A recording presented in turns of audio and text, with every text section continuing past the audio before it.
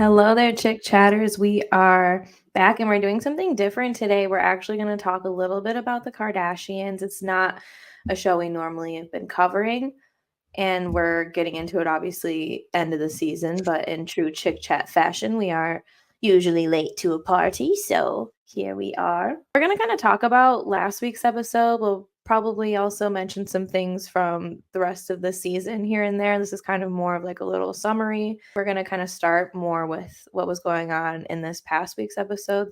Kourtney is still interrogating Tristan, and she mentions how it is a priority in their family to put the men and their needs before the women, and basically that they'll pick having fun and kind of brushing things under the rug over setting like legit boundaries and sticking by them and respecting them. Tristan like doesn't even acknowledge anything she's saying. He just can only own it and just work on himself, and that's all he's going to say about any of that. But I think Kourtney really has a point. All we've ever seen is Kris stand up for Tristan, and before it was Lamar, and she's done it with Kanye. When Kanye called her Kris Jong-un or whatever on Twitter, that's when it all ended for him. But unless they've attacked Kris, she's standing up for those boys no matter what. So I have a theory about this, and I didn't really form it until the end of this episode. This is episode 9, by the way. But I formed a theory because Chloe has that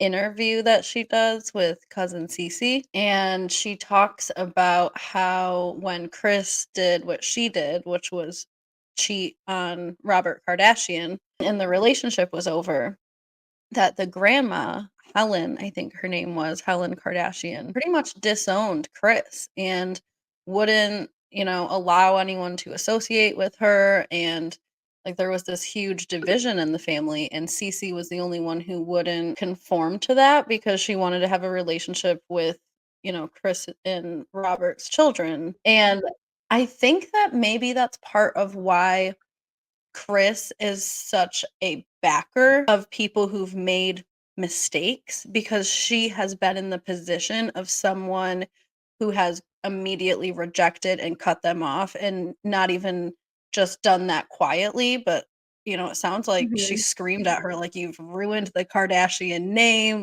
Castle. Castle. Yes, the Yeah. castle. I totally get where Kourtney's coming from, because she's right.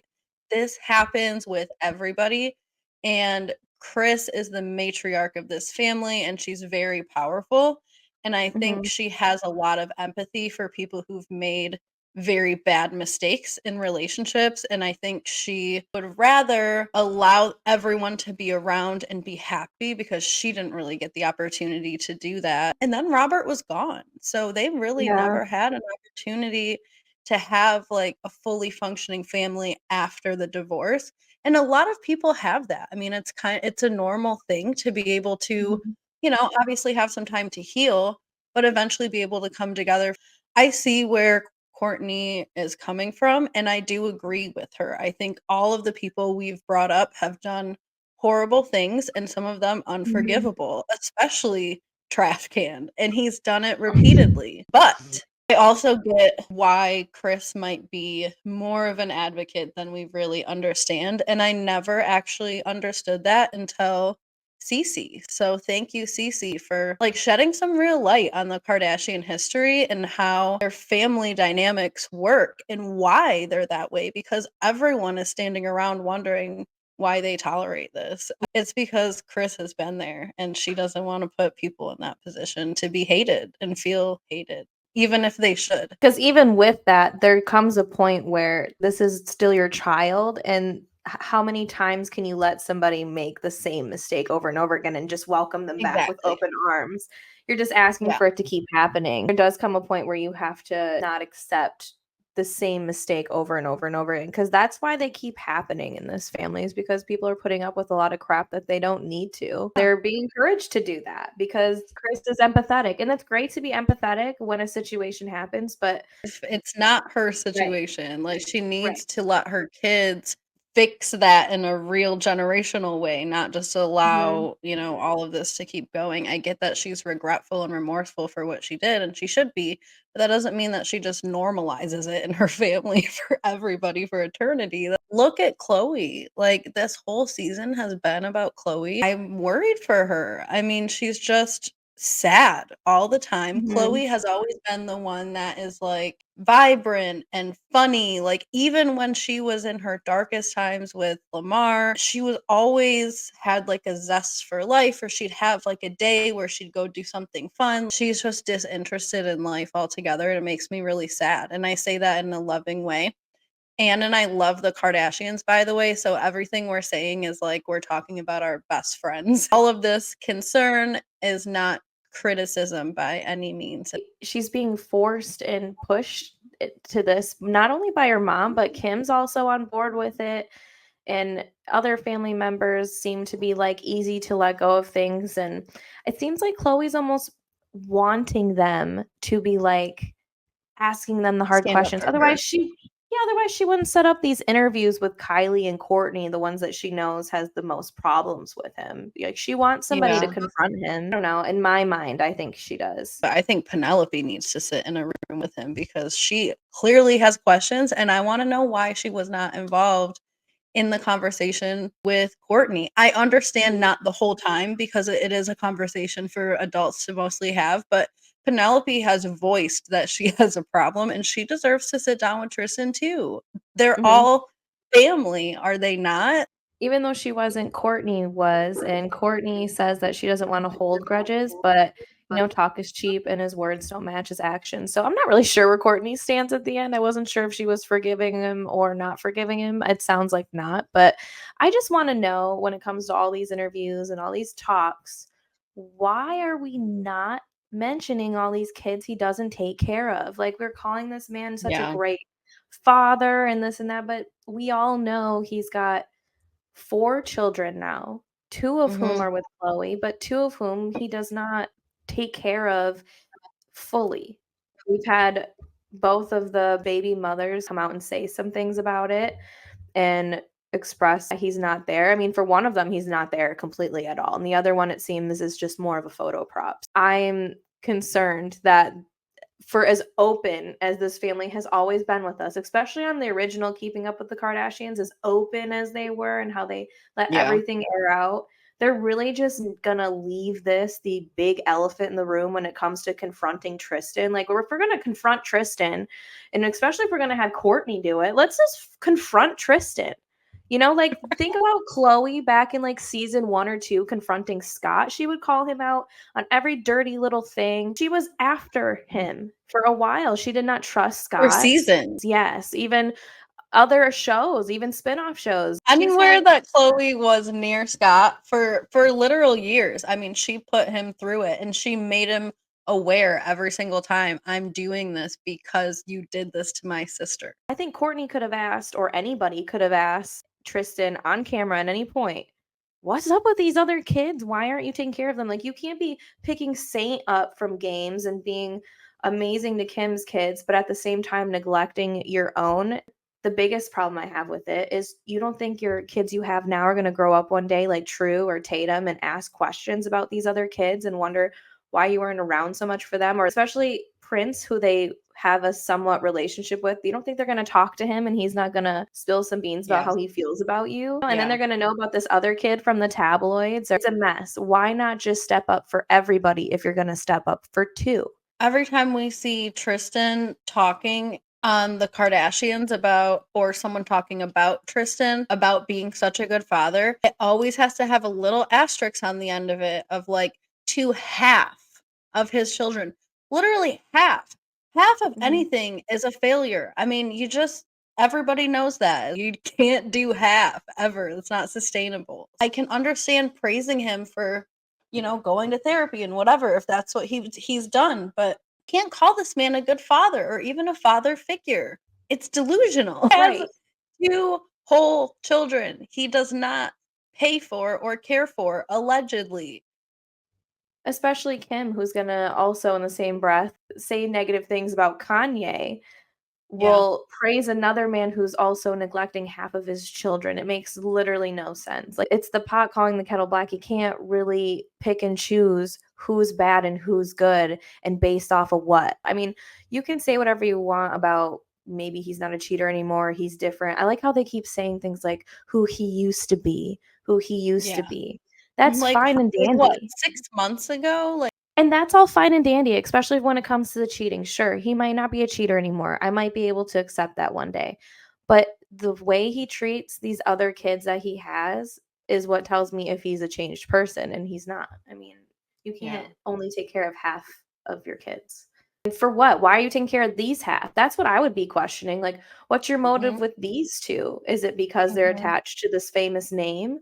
Or is it something genuine, like you actually love Chloe? I just don't see it, 'cause if you Even actually if love Chloe, you wouldn't have done it. I can't. Even Yeah. if it was genuine and he actually loved Chloe, it just speaks to the selfishness of him that he's just Mhm. going to choose a family out of 3 possible families, pick one, and decide, the rest of them are just written off. Like someone else can, Mhm. care for them and take care of them, even though I'm, the person who started this just as much as the other person involved. That's Right. what is hard for me to get over, and I'm not a person who likes to hold grudges, and there's a part of me who wants Chloe to have her happy ending, whatever that is, even if that's with Tristan, because I literally care for her like she's my friend, so I just want her to be happy.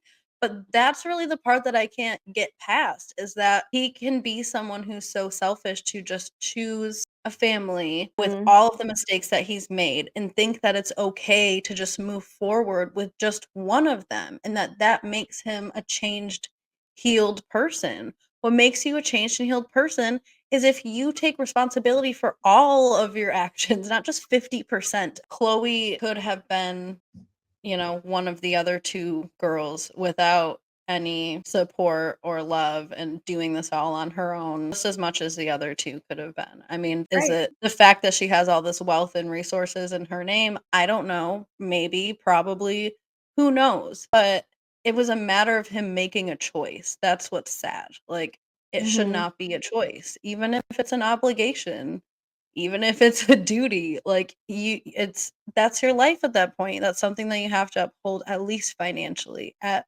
bare, Mhm. bare, bare minimum. But then we move on to Kim, Scott, North, and Penelope, and they are all at the Met. Kim is trying on her dress. They also swipe really quick to Courtney, who announces that she's pregnant. So they kind of did like a flirt flirt. I didn't realize that was a secret that because I knew she was pregnant, when the season started, and you can Mhm. start to see her gaining weight and showing and stuff, and I just assumed everyone knew. I didn't realize that she was really announcing to, like, production, and it showed her announcing to her sisters. Yeah, I didn't realize because she's looked pregnant for the last, like, 2 or 3 episodes at least. Well, and she's been saying things like, "I'm tired," or, "I could take a nap." So Courtney is in bed with Rain, and she's talking about being pregnant. It's like a weird scene, but it's just so funny because Rain's sitting there like, "I'm gonna teach the baby how to play, like, video games," and then he's like, "We should name the baby Deez as the first name and Big as the middle name and Nuts as the last name," and she's like, "And now the baby's name is Barker." He's Big Barker. She used like a Blink 182 video as reference and went to the concert and kind of waved around a sign. I saw her announcement when she posted it, so this was like months ago. I mean, now they've had the Mhm, baby, I believe, so congrats to mhm, them. But we're gonna switch gears to the Met again. Kim is trying on her dress, and she kind of brought North there, I think, because North had said all these great things about her dress on the phone. She was like, "Oh, it's great," or "I love it," and to Kim, "I love it" from North must mean like the world. So she's like, "Oh, she's gonna just say great things," but North dragged this dress and the designer by the mhm. claws and the pearls, dragged All the of it. whole thing. Tim It was was like, "I think we need to take you to a pearl school or something." because she's like, these are actually really expensive, like really fancy pearls. And North was not having it. She didn't want to hear any explanation. She's like, I don't care how expensive they are. They look like dollar store pearls. You're giving beach vibes. It's like, Mhm. well, we covered up the belly to make it less beachy. It seems like they are legitimately taking in some of North's critiques and Yes. making changes. So I don't know. I I died watching this. And North isn't wrong, honestly. A No. lot of what North did say about, like, the pearls, like, there wasn't enough of them, especially on the legs, and they showed a flashback to her first try-on. She was right. And I'm not gonna lie about the pearls either, at least looking at them from camera angle, they looked too big to be real. I think Yeah. that that's what the problem was. They were too big to look real. They did look kind of plastic. Honestly, when I look back at that Met Gala look, it's not a favorite of mine when it comes to Kim's. I do think it looks cheap and really strung together, and I could see it breaking on site, not Did, the right? best. When Yeah. when her car overheated and she had to jump ship, Mhm. I think she said pieces were coming off. Definitely don't disagree with North. It brought me back to the episode earlier this season where she says that North is her test in life, and it's just like, obviously, Kim has just birthed Kanye 2.0 girl version, Totally. because that's all Mhm. I can think about as North is sitting there looking this grown designer man in the eye and telling him, Very successful, like, very high stature, Met Gala type designer, and just sitting in there with her opinions, stating them like they're facts, and good for you, North. I mean, you're gonna be the cream of the crop when you're an adult. she's gonna be a force to reckon with, honestly. She's sitting there staring this man in the face saying, "This looks cheap. This looks horrible." And then Kim's like, "But you said, oh wow, that you loved it. And I brought you here because you were being supportive." And Gore's like, "I never said, oh wow." I know. North is 9 years old. She is not even a teenager yet, and this is who she is. I just can't She wait. knows what she said. They showed it, they ran it back. She never said, "Oh, wow." And then one of my favorite lines I think I've ever heard any child say, let alone Northwest, telling Kim that she will not say something, but she's not gonna lie. But if she doesn't want her to say it at all, she will. But she refuses to lie. And then that moment where Kim was trying to teach her how to give feedback in a nice way, saying like, "Oh, maybe this isn't my favorite, blah, blah, blah." Oh, And she gave then North's mimicking her back, like, "Oh, maybe I don't like your dress, and oh, maybe the pearls look fake, and oh, maybe I'm like only here to support you." and Kim's like, "That's a good start." When I saw that part, that's when I was like, "Yeah, so Kim is definitely dealing with a baby Kanye. She has to, like, rein in this baby Kanye to be, like, you know, kind to the public because adult Kanye doesn't do that. She's got her work cut out for her. I mean, we're all gonna love North forever, basically regardless of what she says.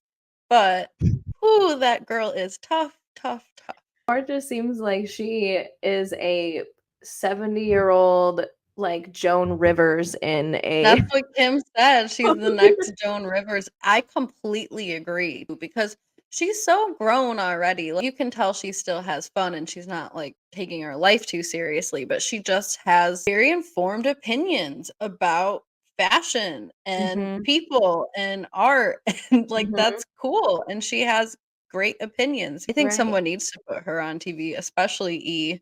They need to put her on mhm. the red carpet at the Met Gala. And when they brought her back to, like, watch all of the Met Gala looks, she changed her opinion about her mom's look real quick, and I was wondering maybe she was kinda bribed off camera, like No, I almost wonder if she was just still excited to see her mom at the Met yeah, Gala. Once her family came on TV and, Kim mhm. especially, looked like she was, like, just rooting for her family, like, almost like she was watching a sporting event. Although I don't think when North will run back all of her favorite looks, she's gonna pick this look. Although she did ask to have the dress one day, I think she was maybe trying to save herself in the moment there, but I think she knows that she ripped this man to shreds, and Him and his pearls. he says off to the side, like, he just got read for filth by a 9-year-old, and it's his worst nightmare, and you could just tell this man was going through it the entire time. He was, and Kim was trying to say, like, "You can't take the opinions of like a 9 or 10-year-old seriously, but he was taking them seriously, and we all are taking them seriously because she's not wrong. She's not wrong, and 9 or 10-year-olds are honest, and they're gonna tell you the truth, So and honest. adults are going to lie to you like Kim just did, so I He get did, yeah. what she was going for, but it just wasn't executed in, like, a really great way. I get what North was saying. It felt beachy. It was giving anything but Even, like, the big girly, girly. pearls were beachy, it was like beach balls, like, they needed to be small pearls and lots of them, like, almost the Mhm. ones that are like your glasses right now. Like these North Side, the diamonds ruined it for me too, like, there was all especially Mhm. around her neck. I don't know, it's just a lot, especially compared to the year before when she wear, like, a bag over her head or something, or there was one year she did that, then there was the Marilyn Monroe, which she's still kind of recovering from that because the Oh world my is still. god, when Scott Yeah. called that look the couch when she was pregnant with North in that Yeah. floral one, and he was, like, in the background, he's like, "Oh yeah, the couch." I was like, "That really does look like grandma's couch." It was chef's kiss, that whole Met Gala with North. I mean, she made that whole scene. If North's not in these trips, then they're not really exciting. Because honestly, we've been watching Kim take trips the entire season. I think this We whole have. season has been the life of Chloe featuring the many trips of Kim. No, it's true, and I agree with what everyone's saying, Kim looks like she's really running herself down at this point. The couple of episodes ago when she woke up late and then, like, walked around the Today Show in a daze and didn't remember talking to her fans and literally apologized to them in her confessional, I'm like, somebody stop her, like, somebody cancel Yeah. an event. Chris even called her and she told her, like, "I'm looking at your schedule, it's giving me anxiety." And she really is doing a lot. I mean, we've always watched him be a very busy woman and fit Mhm. in, like, way too much stuff into a day. She always makes me feel motivated and lazy at the same time, but I've been exhausted just watching her. It just makes me think, like, how can you really be, like, a present mother for your kids when you're taking these many trips and doing these many projects and wearing yourself down this much? Like, how can you truly get through a full 24-hour day living like this all the time? Your kids are now only seeing you, what, for these trips, these solo trips that you take them on, so now you're just, like, the fun parent, and then, like, the nannies are the real parent, because how else is this working? You're a single parent of 4 young kids under the Yeah, age of 9, but yeah, you're able to travel and do all of these things with minimal help. You want me to believe that? So no, obviously there's a crap ton of help, and it just feels weird. Like, maybe she sees them in the morning for a little bit and at night for a little bit, but it's not your typical how you would see your parent day to day, how the yeah. normal person would, like you or I. I think you can justify that, like, obviously, she's, securing the bag, securing the Mhm. future for years and years to come, but I think in a lot of cases, most kids would just rather have their parent. It's tough to see because she's obviously very successful. I think she's really talented despite, what everyone else in the world says. I find it funny that people who don't know much about the Kardashians are usually the ones who are like, "They provide nothing." Like, she's providing the socks and the bra that I'm wearing currently. Like, she's providing for me, okay? Anyways, I think, she has talent, she has, like, really high ambitions, and I appreciate that, and she has the resources, to have a team to take care of her kids and whichever, but, yeah, I mean, it's a sacrifice. She might regret it one day, Mhm. kids are only kids for a little while. I don't think it would be a bad idea for her to slow down for a couple of years, but I'm also not her, and she's gotta figure out what her next thing is. I think Right. after her and Kanye divorced, she just really is trying to figure out who she is and what people are gonna know her for other than her show, which makes sense, but gosh, she's, like, wanting to be a lawyer and an actress and a TV star and, all this stuff at the same time, and you're not gonna figure out what your thing is you're just rushing through it all just to get through the day. We got, like, a little brief moment of Kendall and Kylie in a confessional, which is always nice. I really like to see them on the show. I wish that they would do more, but I also understand. Mhm. It was really funny when North exposed Kim for not liking Kendall's outfit. North just really can't lie. It's very Kardashian, she belongs there. I mean, like, if you're not gonna talk to us about like what's going on with Tristan and like the real things that are happening there, at least give us a little bit more of North dragging some people for filth because this was fun.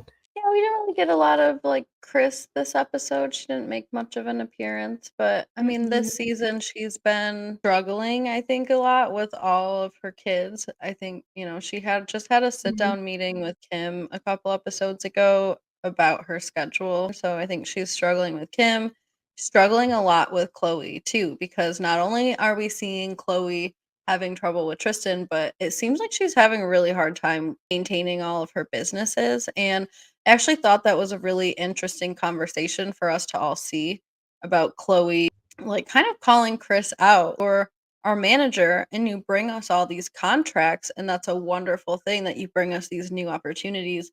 But once the contract is signed, we're essentially kind of left to deal with all these new business ventures on Mhm. our own. None of these kids went to business school or Mhm. podcasting school or production school. Like they're kind of thrown into, oh, you like jeans or you like socks or oh, Spanx are your thing. Like it's like, Mhm. here, have a business. It's cool that she can make these things real opportunities that create wealth for her family, and I will give her those props a million times. But if she really is kind of turning over the reins after that and then expecting her kids to just be ready for the next project, and Mhm. that's really a lot to ask for if they're not having like, a true, I know they have a team obviously once it happens, but it seems like they have to figure that team out, and that's not as easy as it sounds when you're starting from ground zero and have no knowledge of how a business works. And Chloe confronts her about this whole not being around to be her manager kind of thing, which she's done. If you remember in the first few seasons of Keeping Up with the Kardashians, I think how Kris spreads herself thin has always been a point of contention when it comes to her clients, which are her kids. And Mhm. Chloe was, trying to bring up this point with her, and Kris uses this as an opportunity to kind of like low key prank her with a hologram of herself in the house. And instead of showing up to this photo Loved that. Instead of showing up to the damn photo shoot that she was supposed to be at, she's at the house. And the whole time I was thinking she had a hologram thing at the photo shoot and she was going to show up there. No, she had Chloe come all the way home and think that her mom like skipped out on this whole day, which she did. She skipped out on the whole day just to do this hologram thing and prank Mhm. her. Like, Mhm. it was hilarious, but at the same time, I was also like, I would be pissed. Just No, I would too. That did not solve the problem. It completely proved that the problem is valid, that Chris would Mhm. be rather be just about anywhere other than where she's supposed to be managing Chloe's. Like to have her on all those different holograms, it kind of reminded me of that Disney Channel movie Smart House. Like every room she goes into, there's another one of her. It was wild, and to know that she was literally just in Chloe's closet, and she has Howie Mandel there the whole time. An No. interesting episode, that's for sure, but it definitely never solved what problem Chloe has, and I'm sure she's still having the same problem today, I mean, but she has to be. And I totally got where she was coming from in that conversation when her mom wanted her to start a podcast. You and I have a small channel, right? We're yes, really and grateful it's for the followers that we have, but we film like once a week, twice a week at the very most, for like 4 hours, about ish a week, 4 or 5 hours. And that, that's a lot to maintain on top of both of us have, our own lives and jobs and things like that. Shout out to Ann Chick Chatters for being our editor in chief. So she Mhm. takes, even more time. And I couldn't imagine someone just throwing that on me being Khloe Kardashian, right? You can't just pop out like you and I and give ourselves a lot of grace for, starting without mics and, keeping Right. everything, like, just simple. You cannot just start simple if you're Khloe Kardashian. You have to have the best podcast ever, or everyone's gonna go online and talk about it and drag it Let's say she has an editing team and a good team behind her and stuff, it's still a lot to maintain and, like, so she's much. gonna have to be the one talking, she's gonna have to maybe help with the topics, like, it's not just you walk in and do whatever and you're done. Yeah. For us, it's kind of fun. So yeah, we kind of come on here and talk, but we do take notes, use Rewatch things for stuff ref and gotta watch things a couple times or, like when it comes to stories of the week, I usually gotta read them a couple of times or like make sure that I can say certain things or whatever. I try not to go too far deep into the stories. I mainly just read the stories and not the comments or any the updates and stuff. So sometimes that's why we get surprised by things. But Well, and the thing is too about the podcast is it's like Chloe just a couple years ago tried to have like a nighttime talk show,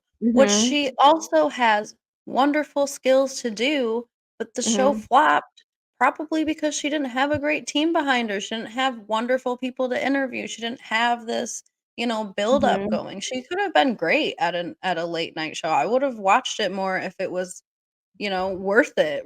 Who is saying that now after, unfortunately, everything that's gone down and the way that the public is looking at her, that people are gonna listen to her podcast? I would because I love her, but I don't think it's gonna do any better than the talk show she just tried to do. In fact, it's probably gonna do worse if she right. doesn't really have, like, a big PR, pump behind it. So And she'd also be I forced to address more things too, public Exactly. figure She's and gonna not have address to it. be way more open than she is even on the show. Like, she's gonna have to Mhm, kind of have, like, a Kale Lowry from Teen Mom type of situation where you're talking about a lot, and even Kale doesn't share, the truth. She just lives in her mhm, own delusion, but that's for another episode, Chick Chatter.